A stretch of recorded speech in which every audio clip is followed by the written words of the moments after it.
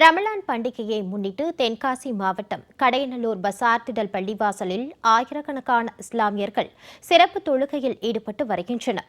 இதுகுறித்த கூடுதல் விவரங்களோடு செய்தியாளர் முருகானந்தம் இணைகிறார்.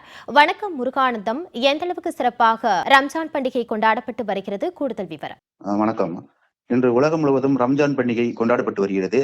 இதன் ஒரு பகுதியாக தென்காசி மாவட்டம் கடையநல்லூர் மற்றும் அதன் அருகில் உள்ள புளியங்குடி பகுதியில் அதிகமான இஸ்லாமியர்கள் வசித்து வரும் பகுதியாகும். இந்த நிலையில் இன்று ரம்ஜான் பண்டிகையை முன்னிட்டு இன்று அதிகாலை முதலே ஆண்கள், பெண்கள், குழந்தைகள் என பல்லாயிரக்கணக்கான இஸ்லாமியர்கள் ஒன்று திரண்டு சிறப்பு தொழுகைகளில் ஈடுபட்டு வருகின்றனர். தற்போது கடையநல்லூர் பஜார் ரோடு திடல் பள்ளிவாசல் பகுதியிலும் மற்றும் புளியங்குடி அரபிக் கல்லூரி திடலிலும் இஸ்லாமியர்கள் ஆண்கள், பெண்கள், குழந்தைகள் என ஒன்றிணைந்து சிறப்பு தொழுகையில் ஈடுபட்டு வருகின்றனர்.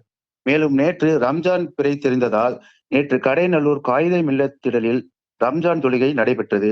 இந்த நிலையில் இன்று காலை கடையநல்லூர் பஜார் ரோடு திடல் பள்ளிவாசல் பகுதிகளில் இஸ்லாமியர் பல்லாயிரக்கணக்கான ஒன்று திரண்டு சிறப்பு தொழுகையில் ஈடுபட்டு வருகின்றனர் என்பது குறிப்பிடத்தக்கது.